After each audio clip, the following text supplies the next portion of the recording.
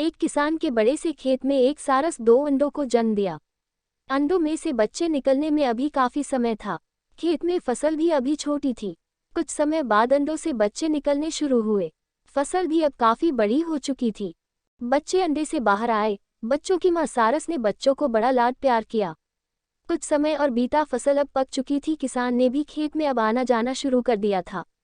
एक दिन बच्चों ने किसान को खेत में पहली बार देखा। किसान को देख बच्चे काफी डर गए और सहम गए। किसान ने खेत में जो भी बातें बोली वो सब सारस के बच्चों ने सुन लिया। इधर सारस के बच्चे थोड़े बड़े तो हो गए थे और पक भी आ गए थे, लेकिन पक अभी बहुत कमजोर थे, इसलिए वो अभी उड़ नहीं सकते थे।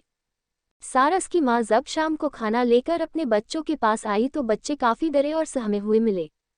माँ ने कारण पूरा तो बच्चों ने बताया कि माँ, इस खेत का किसान आता था और यहाँ पर खड़ा होकर काफी देर तक फसलों को देखता रहा, फिर बोलता है कि मैं कल मजदूरों से कहकर खेत की सारी फसलें कटवा दूंगा।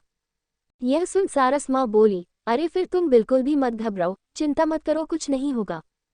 खोजा, कोई मजदूर नहीं मिला, सब दूसरे कामों में व्यस्त, कोई आने को तैयार नहीं हुआ, सब पहले किसी और जगह बुक है, अब कल अपने भाई रिश्तेदारों को बोलता हूँ फसल काटने को।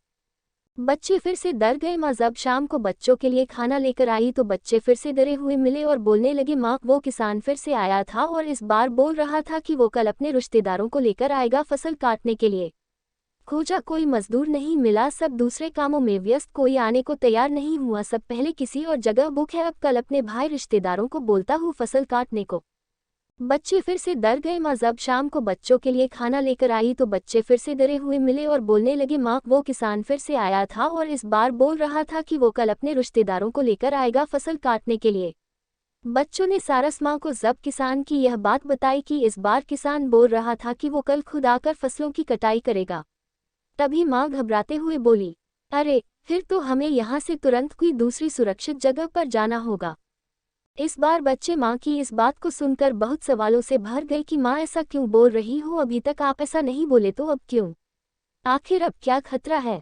बोली, बेटा, जब तक कोई व्यक्ति किसी दूसरे पर अपने काम के पूर्ण होने की उम्मीद लगाए रखता तब तक उस काम के संपूर्ण होने की उम्मीद बहुत कम रहती है, लेकिन जब कोई इंसान खुद से ठान ले कि अब अपने कार्य को मैं स्वयं ही पूर्ण करूंगा तो अवश्य ही वह कार्य जरूर पूर्ण होता है।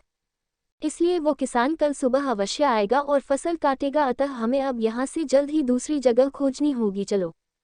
बच्चे तुरंत अपनी सारस माँ के पीछे उड़ने लगे और सूरज ढलने से पहले एक नए सुरक्षित स्थान पर पहुँच गए। दोस्तों, इस कहानी से बहुत खूबसूरत सीख निकलकर आती है कि जब तक कोई व्यक्ति अपने काम के लिए दूसरों पर आश्रित रहता है तो कार्य के सही तरीके से संपन्न होने की उम्मीद बहुत कम रहती है।